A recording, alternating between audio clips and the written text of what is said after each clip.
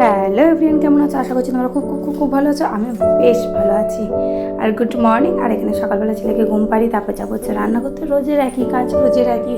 তোমার সাথে কথা বলি, নতুন একটা ভিডিও নিয়ে চলে এসেছি। আজকে একটু অন্যরকম, একই রকম সেই রান্না বান্না, ঘরের কাজকর্ম আমি যেটুকু পারি সেটুকু তোমাদের সাথে শেয়ার করার চেষ্টা করি। সারাদিন আমার যা কাজ থাকে, এই কাজ থাকে, ওই কাজগুলি তোমাদের সাথে রোজ আমি শেয়ার করি। রোজ যদিও ভিডিও দিতে পারি না, চেষ্টা করি তো রোজ দেওয়া, কিন্তু মাঝে মাঝে এক দুদিন ছাড়া ছাড়া তোমাদের সাথে ভিডিও দেওয়া হয়ে যায়। আর এই যে আমার সুপুত্রকে এদিকে ঘুম পাড়িয়ে তারপর ঘরে এই যে এত কিছু ছড়িয়ে ছিটিয়ে রেখে দিয়েছে, সেটাকে গুছিয়ে যাবো হচ্ছে রান্নাঘরে। ওনাকে আগে ঘুম পাড়িয়ে নিয়েছি, চলে যাবো হচ্ছে আবার রান্নাঘরে। টুকটুক করে এবার ঘরে কাজকর্মগুলো সারবো।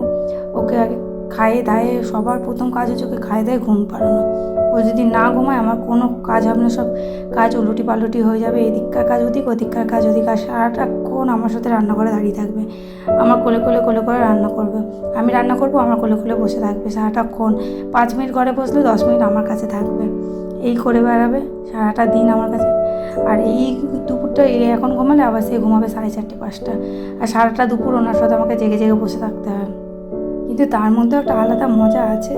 ও যে ওকে নিয়ে সারাটা দিন সময় কাটে, এই তো এই কটা দিন। তারপর বড়ো হয়ে গেলে তো ওর মতন থাকবে, আমি আমার মতন।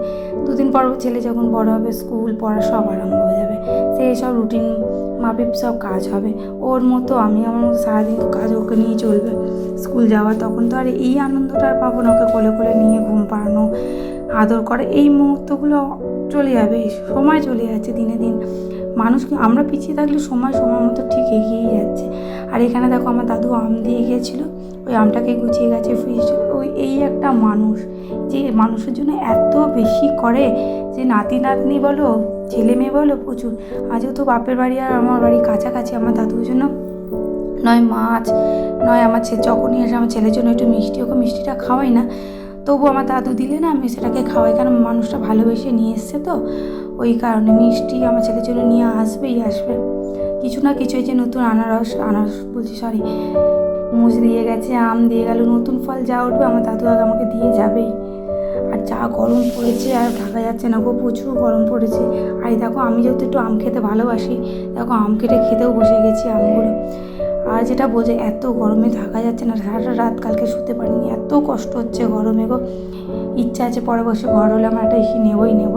আমার বড় বলছিল যে ঘর হলেই নেবো, যেহেতু আমাদের ঘরটা এখন হচ্ছে। ওই একটা হেডেক রয়েছে মাথার ওপর, যে বাড়িটা তৈরি হচ্ছে, ওটা তার কম 1-2 টাকা না, হিউজ পরিমাণে অ্যামাউন্ট একটা খরচা হয়। বা একটা বাড়ি করতে গেলে মানুষের কত টাকা জমানো, বা যেমন করে লোন টোন, যেমন করে মানুষ একটা ঘর করার জন্য সব কিছু স্যাক্রিফাইস করে বলো। আর আমার বিয়ের 5 বছর কাটানোর পর এই যে আমার বাড়িটা তৈরি হচ্ছে এখন, এটা খুব দরকার ছিল, জানো তো। বর্ষাকালে আমাদের এত বেশি অসুবিধা হতো না, প্রচণ্ড পরিমাণে অসুবিধা হতো বর্ষাকালে। বাথরুম যাওয়া বলো, স্নান করা বলো, বাড়িতে জল উঠে যাওয়া, ঘরে জল উঠে যেত। আর সামনে ড্রেন, সাপকোপের ঘর তো থাকেই বলো না।